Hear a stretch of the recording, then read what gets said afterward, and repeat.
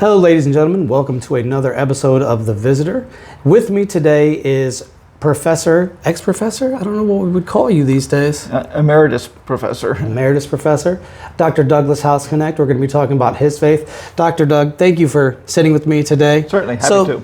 Give us a little bit of background about yourself and who you are. Okay, so I'm retired from the University of Akron, taught business here, and got to meet lots of students in lots of different realms, and that's kind of how we got together. Okay. So what is your faith? What do you believe? So I'm what they call a cradle Catholic. From day one, baptized early, and I wouldn't say consistently stayed, but still in the faith. Okay. How long have you been a Catholic? Well, I said, from birth. So from birth. Yeah. So okay. Has that ever wavered at all? Have you ever thought about maybe being a Baptist or being a Seventh-day Adventist or anything like that? Not so much looking at other faiths. I think most folks go through warm and cold periods with their faith. So that for example, when I went off to college, it was more difficult to maintain. Did some things with the church, but it was much easier to just not put that on the calendar. Okay. And what kind of led you into that faith? I know you said from birth, but at what age? Because, myself, I wouldn't say I was, but, my parents were raised as Baptists. Yeah. I had family that came up from down south and they were raised as Baptist. Right. Baptist. So that was basically, transported onto me. Right.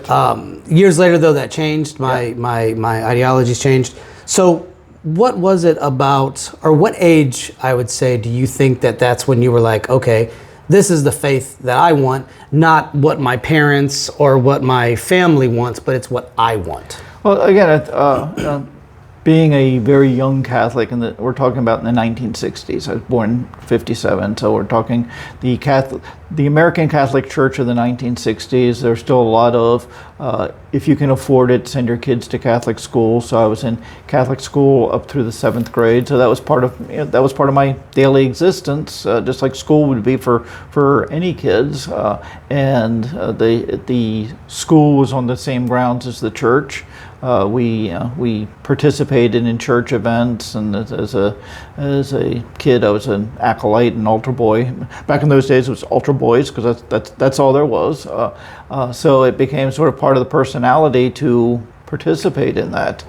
So there wasn't really a questioning. I figure I was there till 7th grade, so I'm 13, 14 years old. So I haven't had any kind of real reason to question what I was doing. Kind of enjoyed the church, kind of enjoyed participating in things.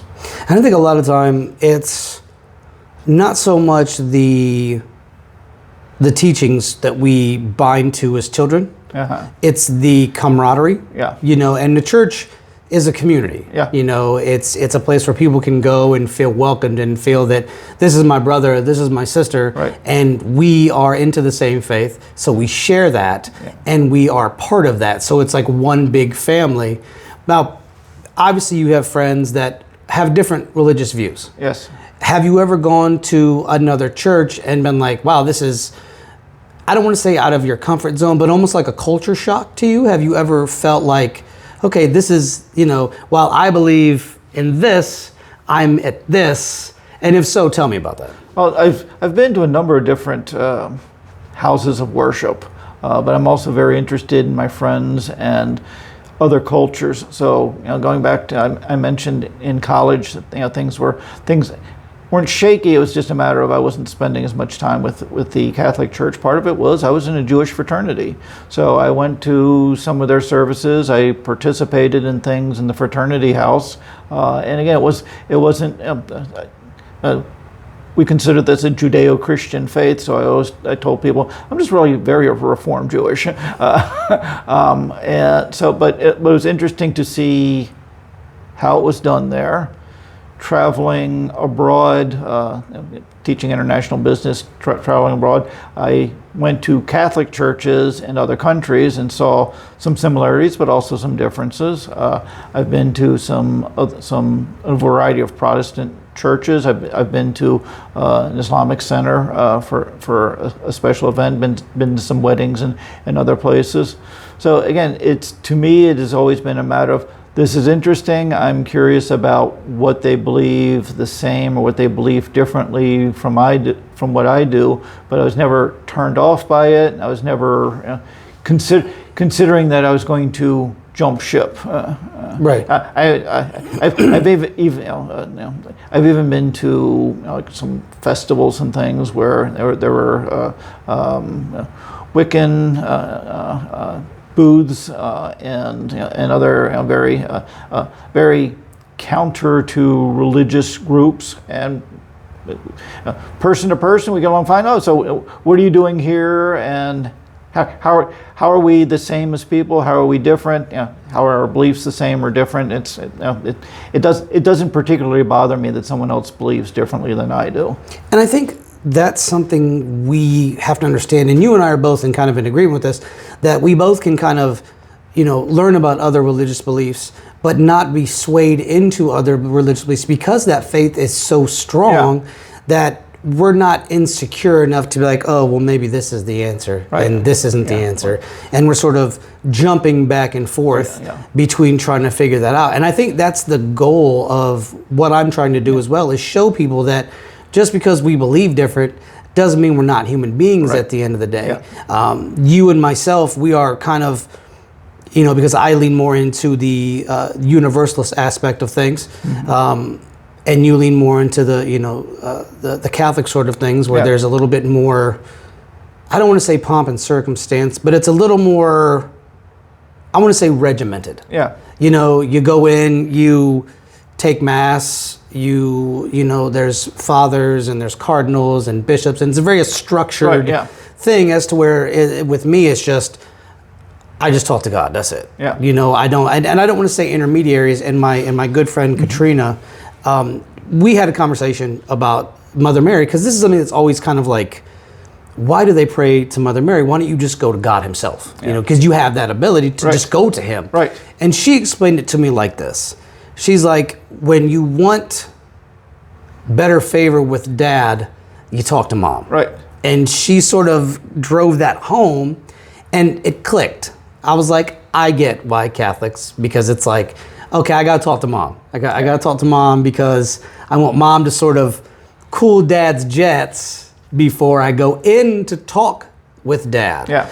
And so I have to ask, is that how that works? Because I want to get that kind of second opinion on that. Is that how that works? It's my view of it is similar to that, but it's also again, we talked about that I've been here at the university, and I have found that in mentoring students, that someone's asked me, so how do you decide who you're going to connect with? How did you decide that you and Robert were going to become friends? Well, you don't decide that. You don't have a big spreadsheet and tick off the boxes. Okay, this student meets these criteria, so therefore will become a mentee of mine. It sort of happens organically.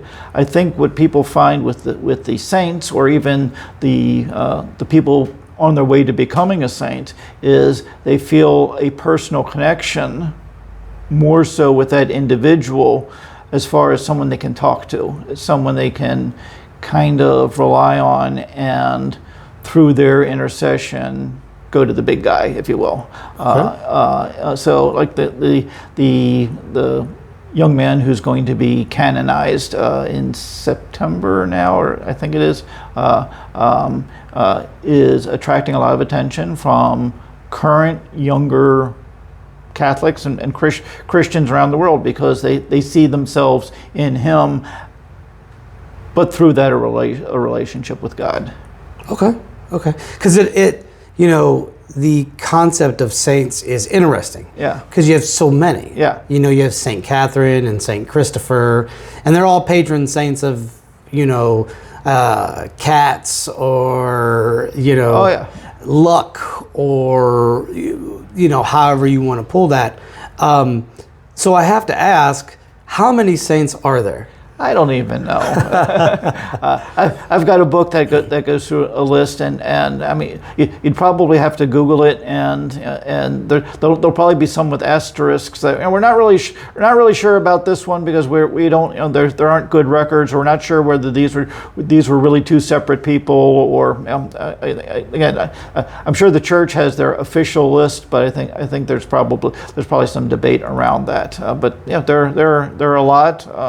A lot were martyrs back in the day. Not as many, but even recently, people have begun their journey through martyrdom. Okay. Yeah. Okay. What do you think, as a Catholic yourself, what do you think is the biggest struggle that Catholicism faces in an era where technology is a lot of people's gods, where religion, people are on a quest, so to speak, to sort of subdue religious beliefs. You know, a lot of people don't believe in God, and they think that, you know, that it's an old archaic thing. What do you think is the biggest struggle facing Catholicism these days? Well, again, going on 2,000 years of the church, there have been these kinds of cycles in the past anyway, where you know, the church was downtrodden or forbidden, and has managed to survive. So I think being able to create those kinds of personal connections and show people how faith helps, where God really is in your life, can help to overcome that. I think going from larger families where you had more continuity from generation to generation, that's been one of the strong suits of the Catholic Church, and you know, maybe some of that is gone, but that's one reason why the church has lasted so long, is because it does get handed down from generation to generation. And you're talking about the things like the ordinary or the progress of the Mass. One reason why I could pop into a Mass in France or in Germany or Italy and participate in a completely different language was because the Mass is the Mass in whatever language it is, and you pretty much know what's going on all the time. Some of the other churches that I've visited where it's just somebody or a group of somebody's up on the stage, or if there's a sanctuary, just talking. If they were doing that in French or Spanish or Italian or Korean, I wouldn't get anything out of that service. But because of the structure, and the structure is pretty much basic across all Catholic lines, for the most part, you can sort of, you know, interweave yourself into that service, as to where if you go to, say, a Baptist service here in Ohio and then go to, say, a Seventh-day Adventist service somewhere else, you might be a little out of the loop. While the structure might be the same in terms of the salvation aspect, you might not know how to act. I don't want to say act. You might not be able to follow along because they do things one way, and you know the Baptists do things another way, and then there's the Anabaptists. I have a book at home that's just about denominations, and I have 2 copies. I have I think it's like the 10th, and now I have the 12th, and because so much is added because of the denominations. And the one thing that I kind of admire about Catholicism is it's pretty much stayed the same for that course. Right. Yeah. You know, it hasn't devolved into certain aspects, like, say, you know, the Baptists and the Southern Baptists, and they split. And then you have all these different denominations that have split. So I can understand why you could go to a Mass, say, in France or Germany, like you said, and then one here. And it's basically, for the most part, all the same. It's going to do the same steps to get to that end game, as to where here you might go to a Orthodox church and then you might go to a Baptist church, and they're going to do 2 different things. Right, yeah. You know, based on the history of both things. Yeah. Now, you yourself, what kind of troubles have you faced being a Catholic? I'm sure you've heard all kinds of different, you know, insults hurled at you being a Catholic, but what are some of the trials and tribulations you faced? You know, there hasn't been too directed to me personally.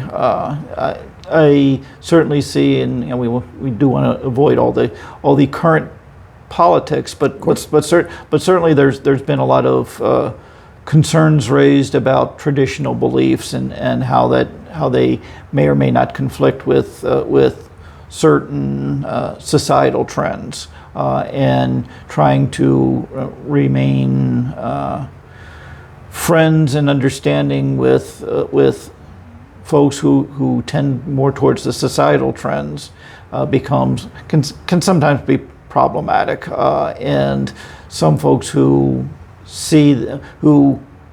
have either been personally hurt in a church or feel that they could possibly be personally hurt by a church, they seem to be the ones who are more quick to shut off conversation or not want to be engaged with someone who has faith, and either we simply don't go there, or sometimes those folks have drifted off. Okay. Yeah. Okay. And that's a very good answer. What do you say to people that have levied criticisms against the Catholic Church for some of the things that they have done? I won't get into it here, but some of the more nefarious things that they have done, that they see this because to be honest, the Catholic Church is a gigantic entity. Oh yeah. The Vatican has its own police force, its own jail. A buddy of mine at work told me they have their own football team. At this point, it's like the European soccer team. I could say round football. Yes. yeah. The round one. Speaking of cultural differences, yes. And the power that they wield, right. Because religion is a very powerful tool, right? And it can be misused in the wrong hands, as we have seen with people like David Koresh, or occult leaders of that. So, what do you say to people that levy those criticisms? I think anyone who's active in the church and even at higher levels will readily admit that humans are involved. Humans are part of the equation. We don't have angels running the church, and humans are fallible. The system is fallible. It's, I won't say self-correcting, but it has been correcting over the years. So a lot of those past transgressions have been accounted for or are being accounted for. And again, I think the strength of the church is that it has survived all of that. You mentioned all of the different denominations that are out there. I think Catholics are less likely, particularly cradle Catholics, are less likely to go shopping for another religion because we don't see as much variety as someone who, well, today I'm going to be a Baptist, maybe next month I'll be Anabaptist or something like that. I'm going to shop around until I find something that I like. Most Catholics might say, well, I'm getting kind of tired of this priest. He's rerunning his sermons from 5 years ago. I think I'll go a couple miles away to a different parish or to different masses or something like that. Or we have kids now and they have a school over there, so we're going to join this other parish so the kids can go to the same school. But it's more typically within the Catholic churches, and then. If there's a shift either from Catholic to Protestant or from Protestant into Catholic, it's kind of that jump that's there's not necessarily a big shopping around to other things. So there may be one particular church that they try out. I have friends who went Protestant for a while and then came back. So.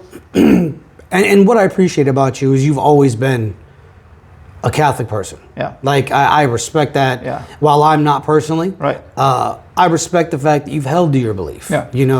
Your faith has been unwavering. Now, obviously I don't know you in your personal self. Right. And I'm sure you've had some instances where you're like, God, come on. Yeah. Move.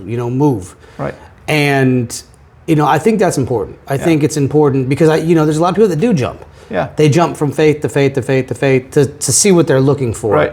as to where someone such as yourself, or, I have Catholic friends, they've always been Catholic. Yeah. As long as I have known them, they have been Catholic. They Right. sort of stick to that regimented A, B, C, D. Right. You go to church on Sunday and you take Mass and you get up and down and up and down. That was my only real beef with because I've been to a Catholic wedding, Right. and as one of the groomsmen, it was just up, down, up, down. I'm like, my legs hurt. Can we not do the up, down, Right, yeah. up, down, please? Can we stop?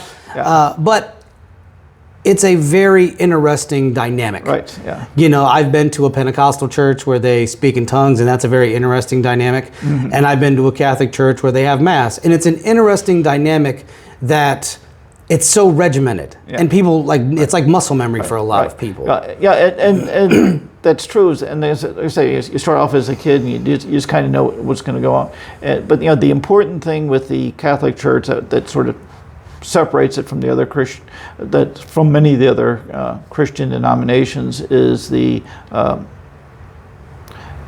belief in the Eucharist. That Christ is truly present in the Mass at that time, and the whole Mass, again, wherever you're going in the world to a Catholic Mass, it's all about ultimately the Eucharist, and I think that's what draws people. So that even if you get weak, like I said, in college, maybe not going out as often, not thinking about it as often, you're not really looking elsewhere. It's I'm stepping back, or whether it's a conscious decision to step back or it just sort of happens, but you're not going to find that kind of strength of faith elsewhere. Again, from a Catholic perspective. Of course. So it's sort of like either you're going to do it or you're not going to do it. Doing it halfway doesn't bring that same fulfillment. You mentioned essentially turmoils. Through the course of life, you lose friends, you lose family members, and there were a couple of I won't go into details, but a couple of deaths that really hit me hard.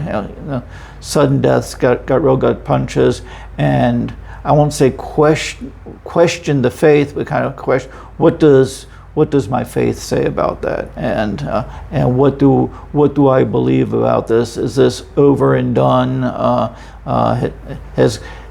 Does God really exist? And if God really exists, is this some sort of ultimate punishment that I'm never going to be with this person again? And looking again, so you go with the Eucharist, and you go with the view of eternity, and what kind of reunion, what kind of placement with God and reunion with those that you knew and loved beyond death. I think that's what keeps a lot of people going. I think for me, it's because I think we've all had those is God real moments. Right. I don't think, especially people like ourselves that have that faith, I don't think you can be stronger in your faith unless you have that moment. Right. Because now you're going to start seeking that concept. Yeah. Is God really out there? Yeah. Or is this just some cosmological joke and I'm just, the punching bag for life's comedy? Yeah. But I think that once you maneuver and God maneuvers you, it's like, oh, you do exist. Yeah. And you realize, I think twofold. One, because, we both lost people that we didn't feel it was their time. Yeah. But our mind is not the mind of God. Yeah. And so we said, okay, you know what? Why? Mm-hmm. These are good people. Yeah. Why take them out, but you still have these people running amok? Right. Yeah. And then you realize, like you said earlier, and I want to call back to this, when you were talking about the church as an institution and some of the more scandalous activities that they have engaged themselves in, it's a human-run organization. Yeah. So we have to look at humanity like, society is a human-run organization. Mm-hmm. Right. So these things are going to happen, and I think we have to count our blessings sometimes. Mm-hmm. We have to kind of stand outside of ourselves. We get a little prideful and we think, you know what, that was a good person. You have to take him from me, or you didn't take her from me.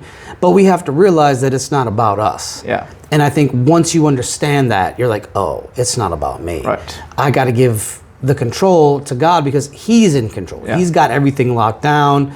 These things are going to happen. Yeah. How many people have other people lost? And we tend to insulate ourselves when we lose somebody close to us and not think of other people who've lost people that were close to them. And I think, a little bit of pride kind of enters into that. Like, what did they do? They didn't do nothing. They were my friend. And I think once we can sort of step outside of ourselves and look at the bigger picture about that, it sort of all comes back in. And I think we've all had that questionable faith moment. I don't think being strong in your faith and not questioning it is something that you're not going to go through. Right. Yeah. If you're strong in your faith, it's going to get tested.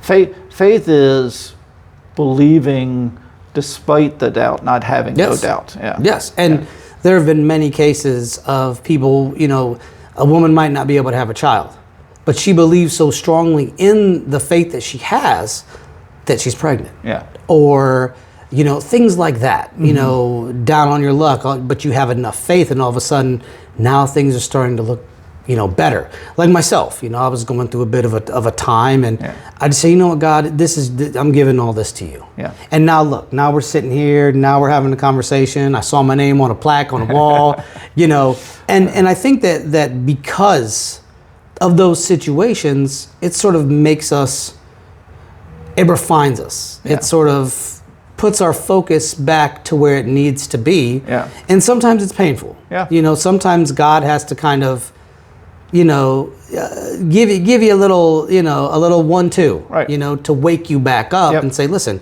you're mine, but you're kind of not flying in the right way. Let me put you back on track. It's going to hurt a little bit, but I'm going to put you back on track. Yeah. Now, you discussed the Mass and the Eucharist. Can you give the people, now let me ask you this, is the Eucharist, so sometimes they hold up the thing, is that what the Eucharist is in and of itself, or... Because they'll hold up, it's almost like a rounded... Oh, yeah, the host, yeah. Yeah. Is that part of that? Yeah. So that's part of the consecration of the host. So prior to the consecration in a Mass, it's unleavened bread. Right. It's just flat cracker, some people would call it, and it's just back in the cabinet. Once it's gone through the consecration process, and again, there's wine also, then the belief is that Christ is now present in the host as body, in the wine as blood, and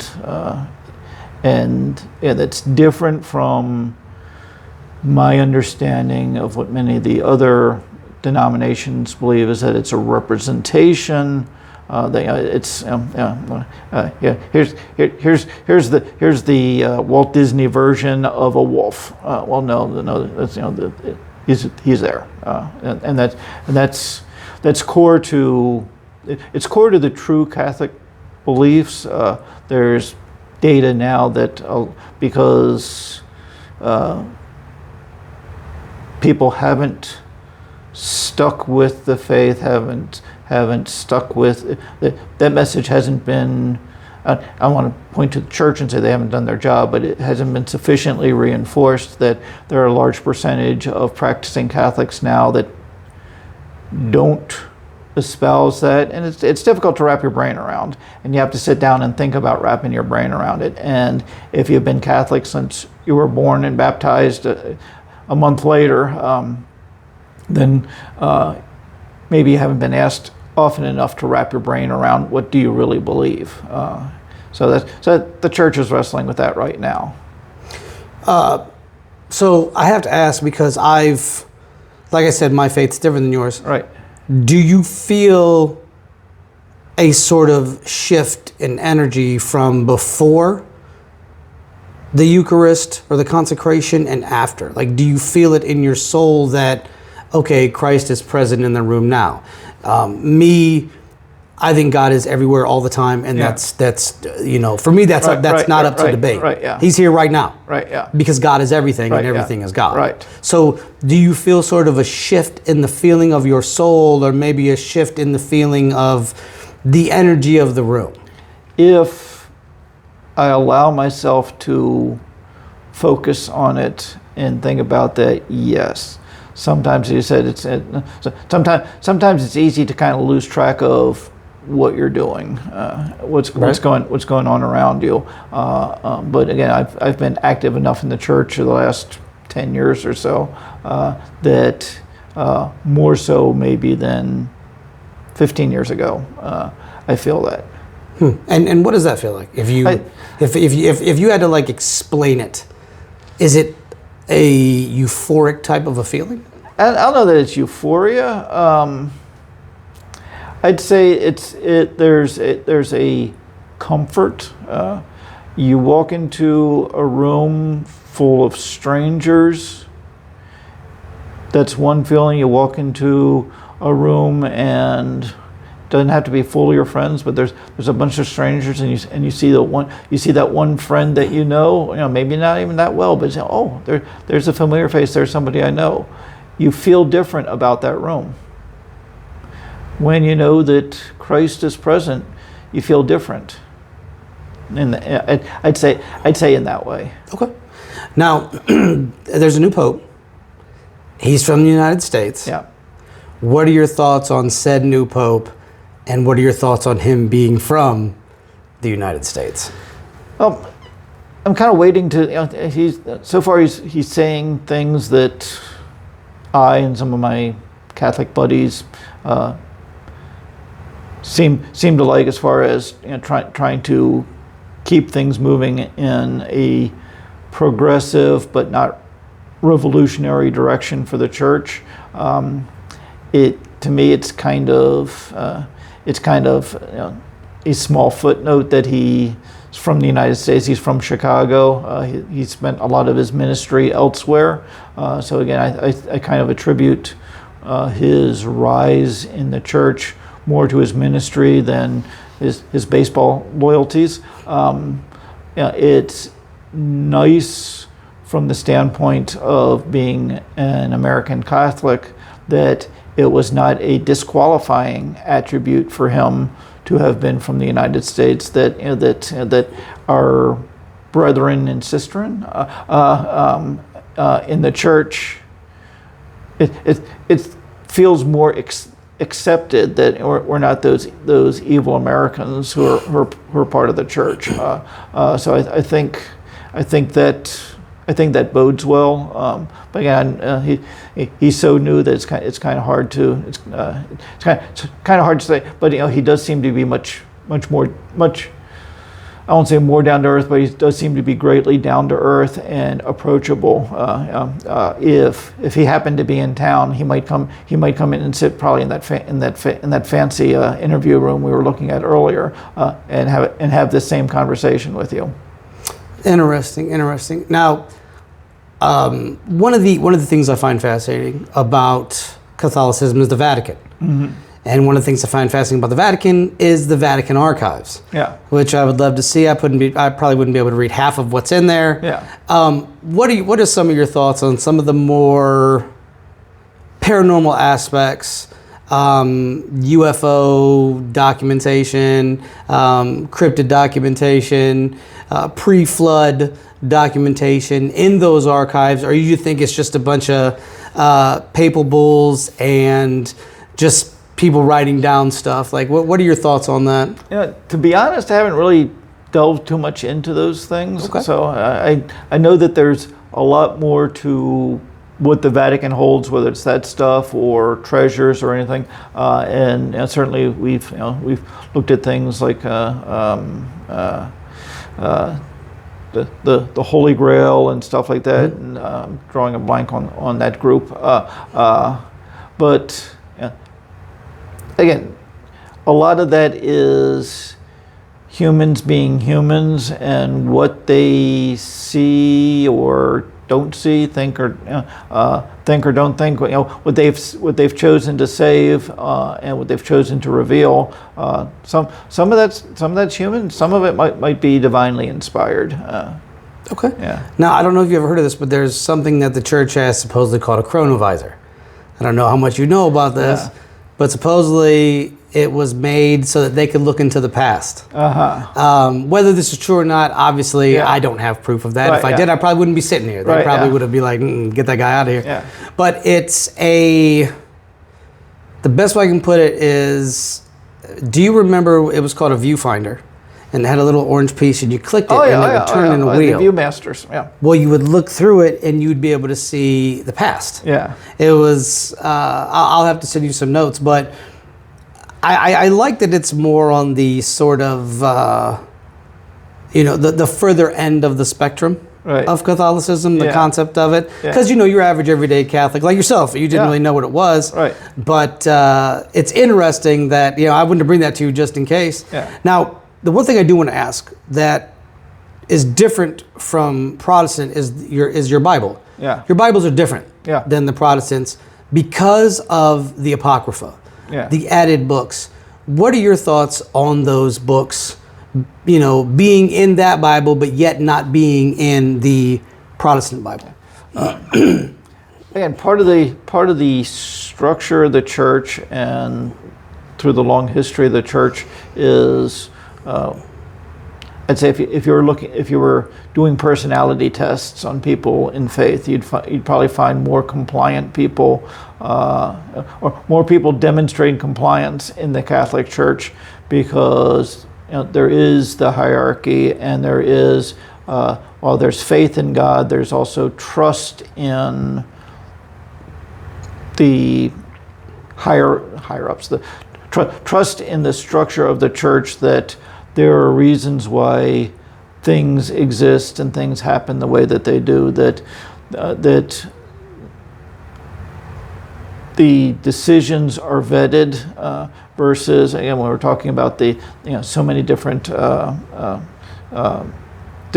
different disciplines, different faiths in Protestant churches, it's almost to my Catholic way of viewing. I won't paint with a broad brush. It's almost like, hey, I got a good idea for church. I'm going to do this. I'm going to include this and not include that, and that's going to be my church. Whereas we have a hierarchy that determines the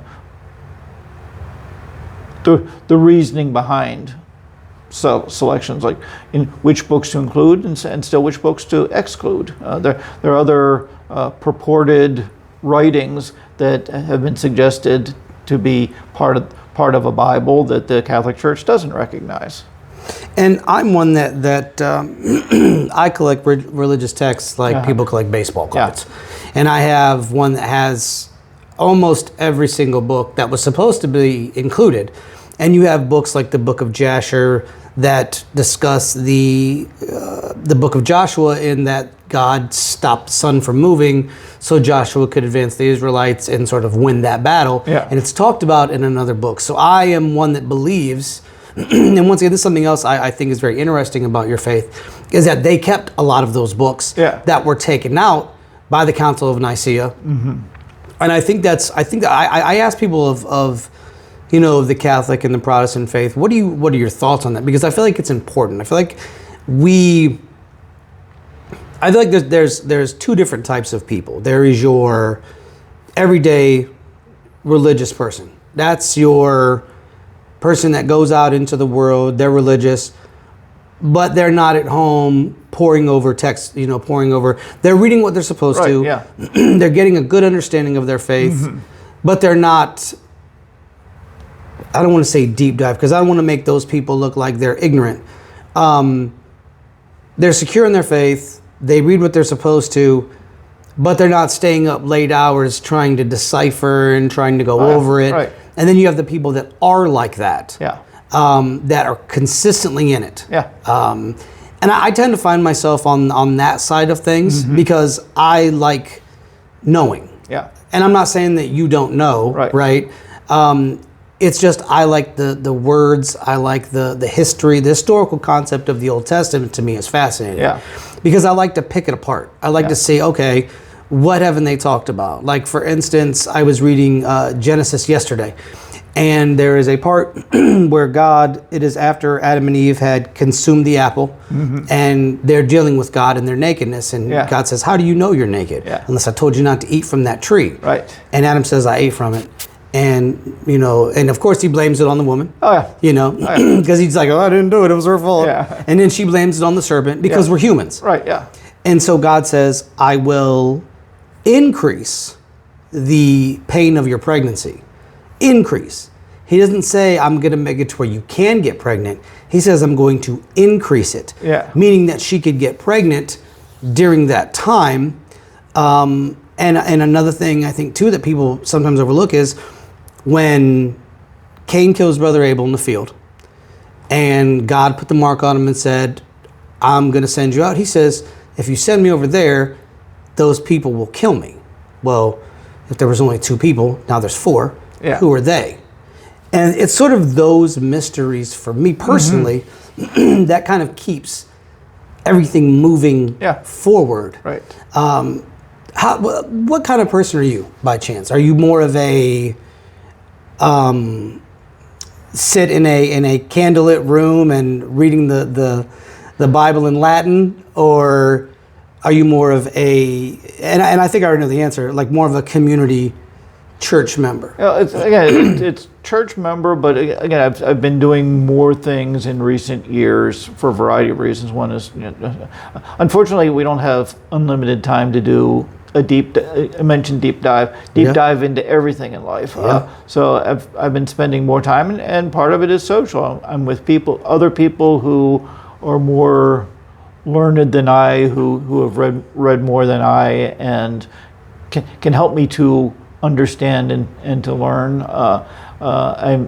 Most Catholics historically, or in recent history, don't sit down and read the whole Bible. They may have one at home, but reading is what gets read in church, and there's certain passages scheduled for each week globally. So and for most church-going Catholics, that's kind of enough. Again, the cradle Catholics, I've talked to a number of people my age, younger and older, and the experience is kind of the same. Well, we learn at an early age what we're supposed to do as Catholics, and we do that. And it's sort of like you do these things, and you've got your golden ticket to heaven. And that's to many people that's kind of the extent of it. And maybe and for a lot of people maybe that's enough. Right. Do you need to do that? Deeper digging, deeper understanding, looking into other things when the hierarchy of the church has said these are the important parts. A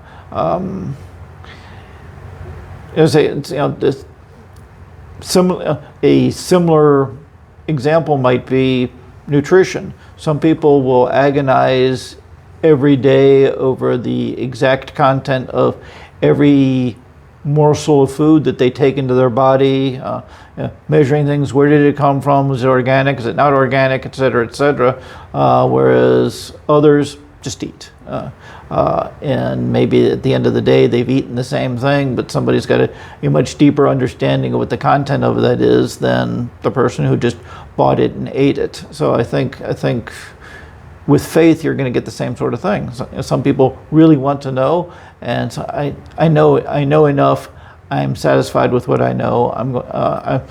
I don't need to dig deeper than that because I've got other things. I got other things to deal with in life. And I respect that, right? Because and this wasn't me trying to be like, you don't do this, because it's very much the same in the churches I grew up in. Right. People were satisfied. Yeah. They were like, okay, I know this, and I'm cool with that. Now I got to go back to work. Now I got to go back to this.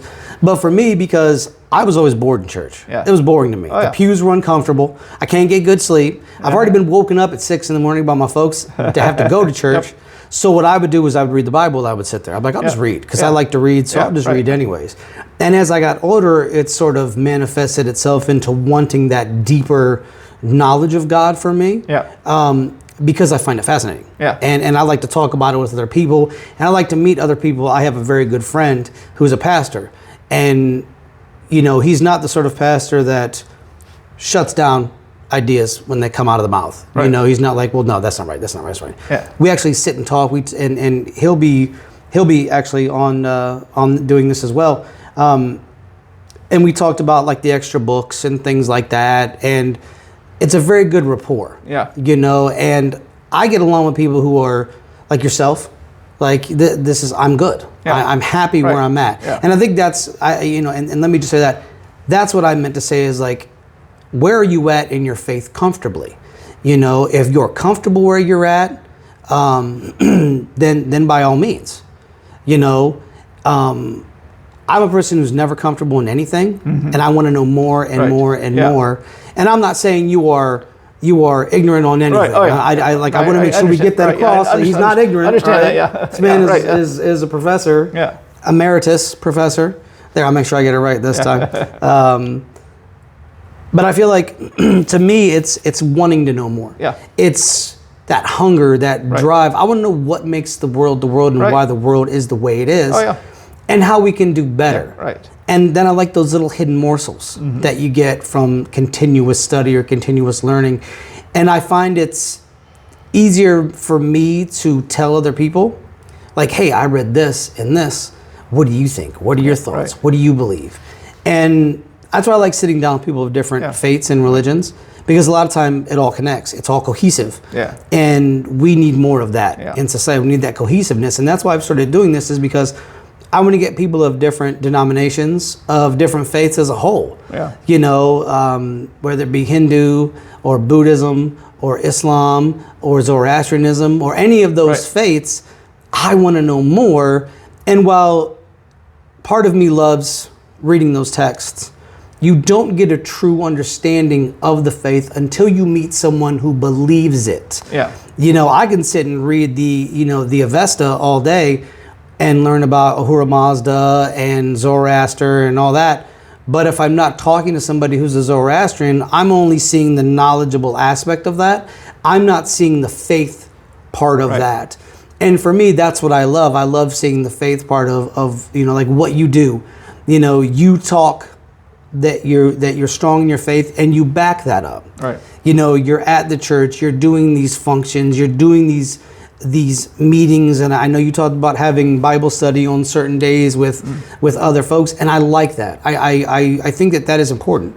When you're dealing with a faith that's as strong as yours, because you have to have an outlet for it. You have to, if you keep it all yourself, what does that do? But if you're out there talking with other people like we're doing today and having those conversations. And I think also a good key point too is to bring up some of the more maybe harder questions revolving around your faith or revolving around your religious organization. Because I don't think we can, we can't understand you better or your faith unless you explain it to us. I talked to my good friend Katrina about this and with the whole Mary thing, and I'm like, well, you guys have the rosary, and she did there's a place in, I think, the Vatican where you have to climb steps with just your knees. I don't know if you've done this. No. I could not do this. I'm just going to be like, no, I can use my feet. I cannot use my knees. But she's so devout in what she believes that I found that to be fascinating. Her faith is so strong that she was able to do that. And I think your faith is very similar. It's just on a different path than her faith is. Where do you see your faith taking you in, say, the next 10 years? Well, you're talking about ways of learning and what you're reading. And let me sort of segue and then more directly answer your question, because one of the things that intrigues me, you mentioned reading the Bible in Latin. Well, I've not read the Bible in Latin, but I studied a lot of Latin in high school and junior high, which also brought about the study of Roman culture and by extension Greek culture, and the Roman gods and the Greek gods, which we consider now mythology, but those were faith communities who believed in those gods, and I think it's safe to say that those religions are extinct as they were there. I don't know of any current practitioners invoking Neptune or Zeus. But you chuckle, but back then that was serious business. It was serious business. Right, yeah. And I look to see, well, what did they get out of that? Why would they believe those things which we see as mythology now? Why would they believe those so ardently? What cues might they have been given by God that, okay, if this is my way of communicating with you right now, so be it. Here's something that's going to help to direct your beliefs and behaviors in ways that are pleasing to me until such time as I'm sending my son, again from the Christian standpoint, or again other faith traditions. You look back at those and say, what do we have in common with those who believed in? I'll stick to Neptune and Zeus, and throw in Hera too. We have to keep the ladies were involved back then. Athena and all that. Venus. I'll tell you about my birds and name for the Roman gods some other time. But the same kinds of internal satisfaction, internal rewards that maybe we get from our faiths now, and our beliefs in God as we know God right now, probably those folks had as well. So moving forward, I'm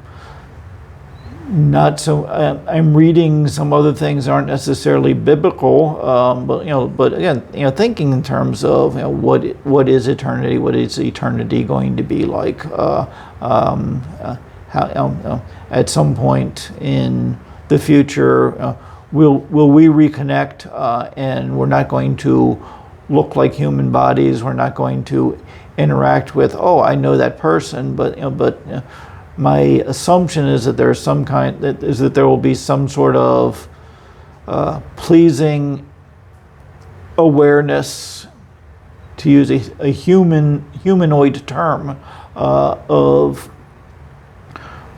familiarity with others in eternity. And so, moving forward, how do I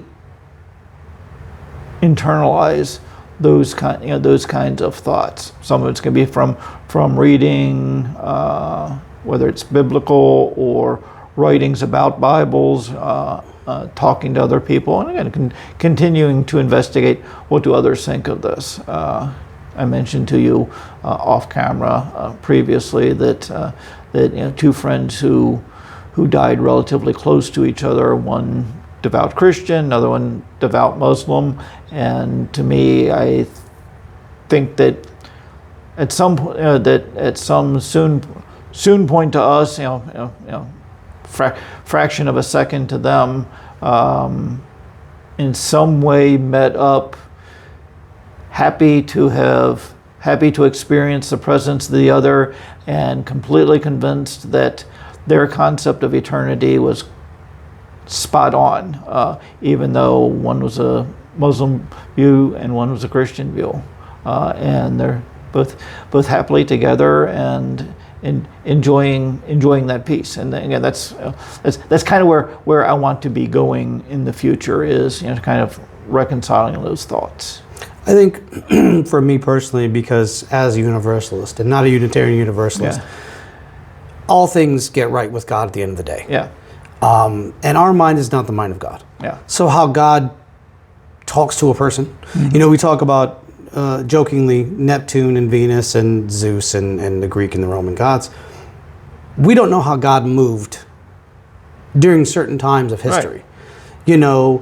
How did God relate to these people? What did He give these people? We know from the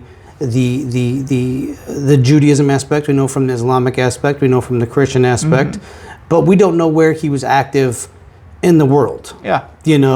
a lot of people and a lot of Christians get hot at that idea. They're like, well, they didn't know.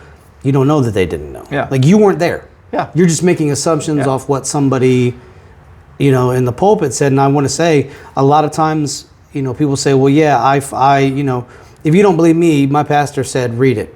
Well, they have wrapped their mind around what his teachings are. Yeah. Instead of wrapping your mind, or trying to, you really can't, around what God is teaching. Yeah. They're letting a man dictate. And once again, humanity. Yeah. We talked about this with the church and some of the scandals and how certain things are ran. Mm-hmm. It's a human thing. Yeah. Right? It's not God. It is God, but it's not. God's not doing the daily bureaucratic red tape. Right. He is, but we are doing that. We're supposed to be the ones doing the work, putting the work in, and there's always going to be a corruption. I don't care what group you're a part of. Yeah. There's always going to be corruption, but the point is to sort of weed that out. But for me, I think going forward in my faith is sort of getting closer to God, understanding, okay, why have I had all of these bumps along the road? Yeah. What are you steering me towards? And trying to sort of tune my mind into listening to that voice of God and less of myself. I think that is imperative for a better journey in life. And we sit here and talk today, and I'm grateful to have this conversation with you. I think you're an amazing human being. Even though we don't have similar religious beliefs, we can still sit down and have that conversation from two different life points, having came together, sat down, and discussed this like human beings. Yeah. You didn't tell me you're Catholic, and I was like, wait till I see you, we're going to have to fight. If there's one thing you could tell the people about your faith or your beliefs, what would that be? Well, I think you kind of touched on it there, was that that ultimately we're all trying to do the quote right thing. Heaven is sort of, if you want to use that term, is sort of offered as a quote reward for that, but we shouldn't even necessarily be motivated by that reward. Most of what I've seen in comparative religions, and going back to the Greeks and Romans and some of the stuff that I've seen from archaeology of other types of worship, mostly it ends up being a structure for deciding how to do right by others. And I think if that's the message that we're all getting from our varied faiths, that's great. Where things diverge is where I'm right and you're wrong, and now we have to fight about it. That's the part that needs to go away. And I don't care who thinks that they're right. If you think so much that you're right that you're going to fight about it, then you're probably not following whatever deity you follow. You're probably not following what they want. And if love is turning into zealotry, Yeah. I think that's where we have the disconnect. Yeah. I want to thank you, Dr. Doug. This has been a fantastic interview. Yeah. This will be live soon, or not live. This will be out soon enough. You guys got to be patient. Thank you once again. Right. And I hope you all have a beautiful day, and God bless. And we'll see you around soon. Take care.